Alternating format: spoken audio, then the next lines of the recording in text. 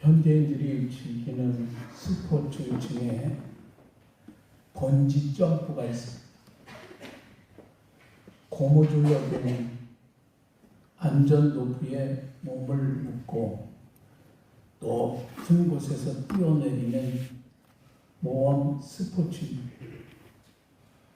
본래 이 번지 점프는 남태평양 펜테코스트 섬의 원주민들의 성인 축제에서 유래했는데 1979년 옥스퍼드 대학의 모범 스포츠 클럽 회원 4명이 샌프란시스코의 금문교에서 뛰어내리면서 이 스포츠가 시작이 됐다고 해요. 지금은 세계 각국에서 즐기는 레저 스포츠로 자리를 잡고 있는데 우리나라의 한 해의 이용객이 얼마쯤 될 것 같아요? 우리나라에서만 12만 명에 달한다고 하니까 이제는 대단한 스포츠가 됐죠. 그런데 이 번지점프가 이따금 사고가 나서 큰 부상자나 사망자가 발생합니다. 안전 노프가 생명줄인데 그게 잘못돼서 이러한 사고들이 생기는 것이지요. 여러분, 우리 인생도 마찬가지입니다. 사람마다 자신의 인생을 지탱해 줄 생명줄을 갖고 있습니다. 어떤 사람에게는 돈이 생명줄이고 어떤 사람에게는 권세가, 어떤 사람에게는 명예가 생명줄입니다. 그런데 나중에 이게 뚝 끊어지면 얼마나 당황스러울까. 그런데 우리에게는 영원히 끊어지지 않는 생명줄, 인생의 승리를 지켜주는 절대 안전한 생명줄이 있어요.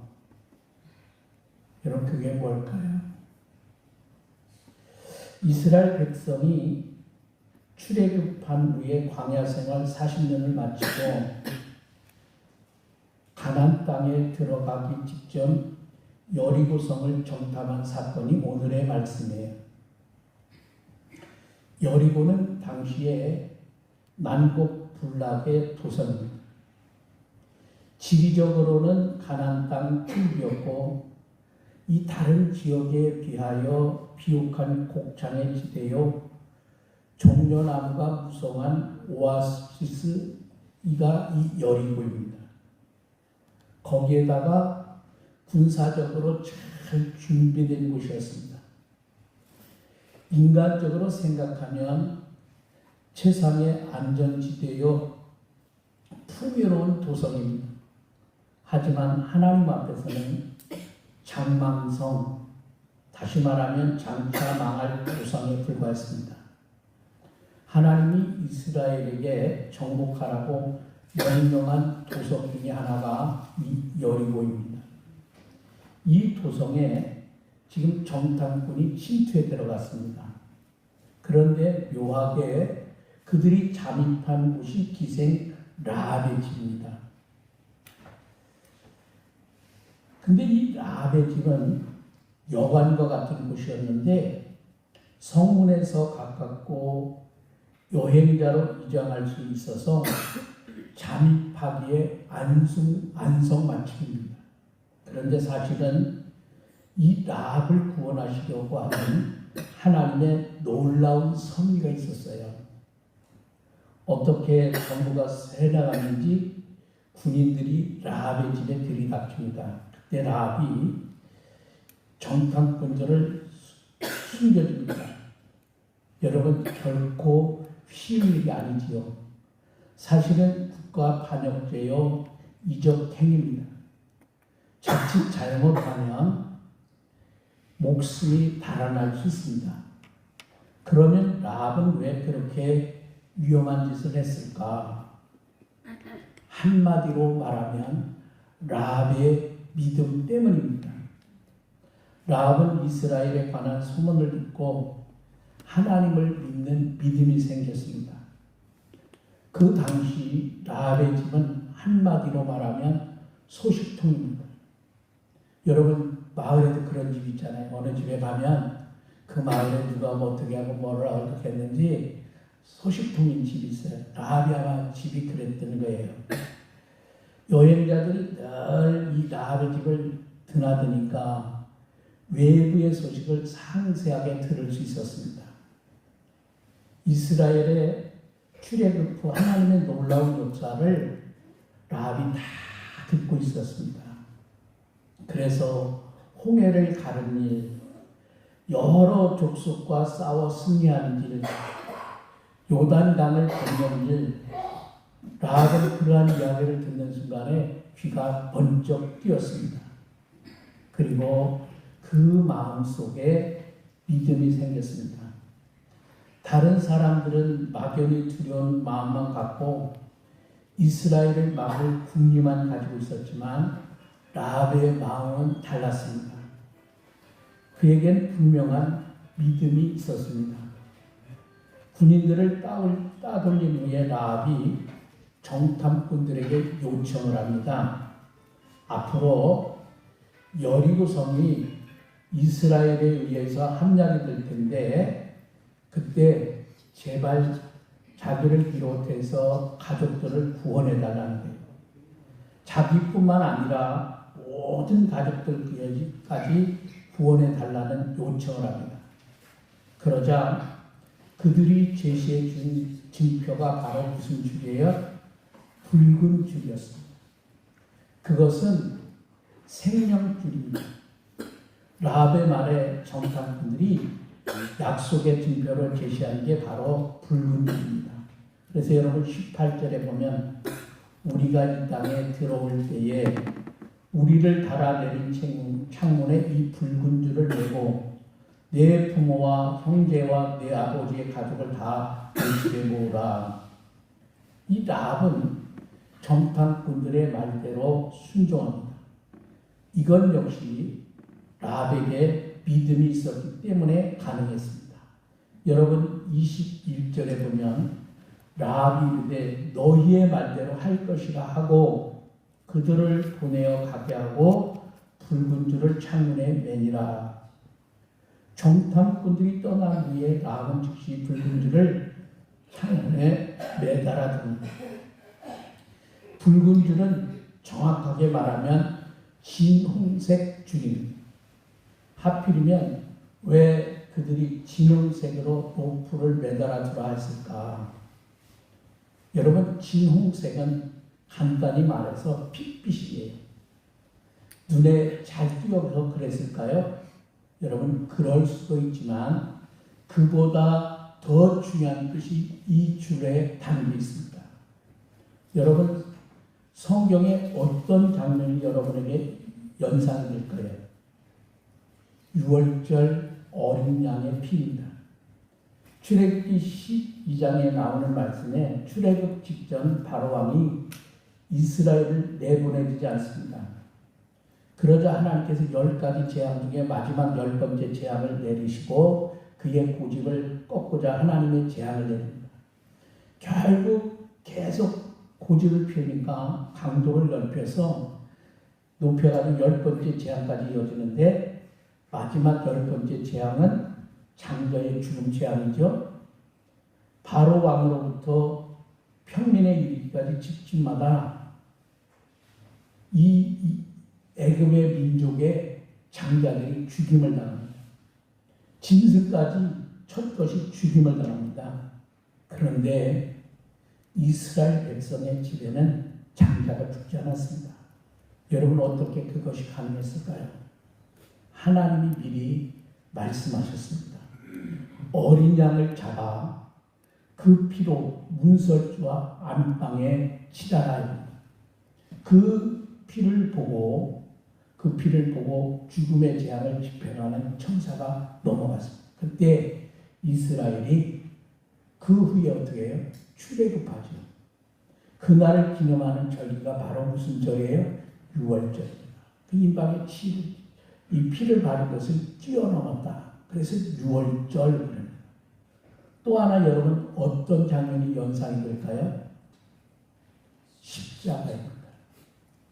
예수님은 죄 없으신 하나님의 아들이시지만은 인간의 모든 죄를 대신 짊어지고 피 흘려 죽으셨습니다. 그러니까 대속의 십자가입니다. 그 사실을 믿음으로 받아들이면 하나님이 모든 죄를 사하시고 의인으로 인정하고 하나님의 자녀로 삼으신다고 약속하셨습니다. 그 약속대로 우리가 죄와 영원한 사망에서 구원받습니다. 여러분, 라합이 얻은 축복이 무엇일까요? 개인의 구원을 넘어 가족의 구원, 그리고 금생과 내생에 걸친 복된 인생입니다. 근데 이 라합의 이름 앞에 항상 붙는 말이 있어요. 어떻게 붙어요? 기생 라합. 아주 좋지 않은 이름이죠.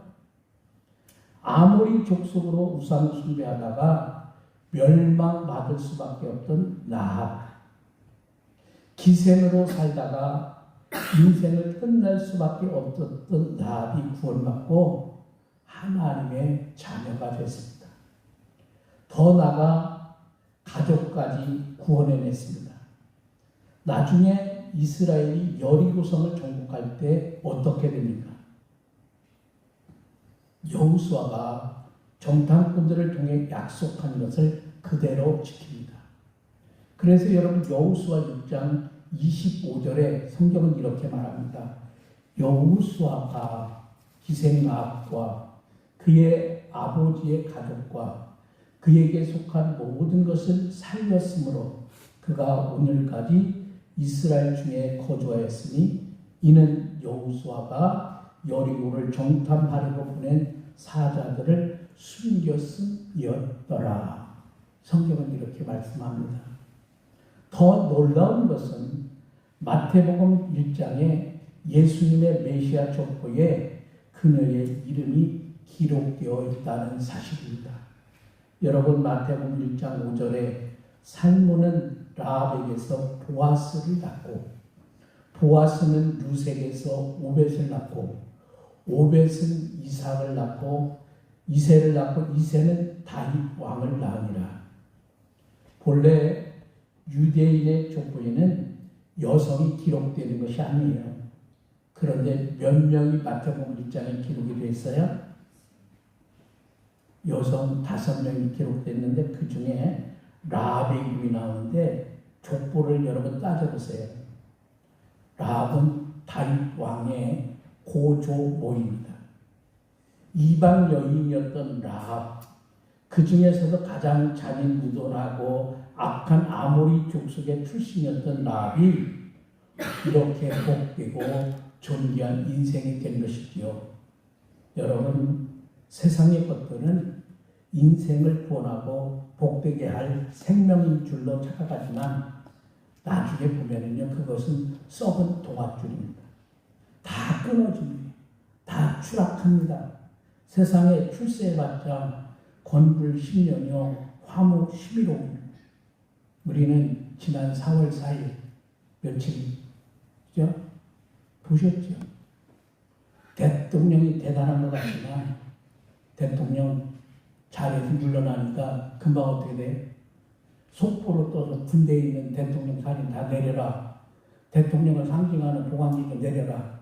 다 내려가는 거예요. 그 자리에 있을 때는 대단한 것 같습니다. 여러분, 오직 예수 십자가만이 우리에게는 유일한 생명줄인 줄로 믿습니다. 기생 라합이 믿음으로 붉은 생명줄을 붙잡았던 것처럼 오늘 여러분도 붉은 피가 묻은 십자가 생명줄을 붙잡고 여러분 모두가 복된 인생으로 살다가 저 천국에 당당히 들어가는 천국의 주인들이 다 될 수 있기를 주의 이름으로 축복합니다. 기도하겠습니다. 하나님 아버지, 라합은 인생적으로 볼 때도 불쌍한 사람이었으나 하나님의 말씀 복음을 듣고 그가 믿음이 생기고 정탐꾼들을 믿음으로 숨겨주고 그 믿음 때문에 라합 자신이 구원받은 것뿐만 아니라 온 가족이 구원을 할 수 있었고 유대인 족속들은 족보에 여자의 이름이 올라가는 경우가 없지만 당당히 라합의 이름이 예수님의 족보에 올라가는 귀한 이름이 된 것을 봅니다. 오늘을 살아가는 우리들이 어떠한 생명줄을 잡들고 살아가느냐 하는 것은 중요합니다.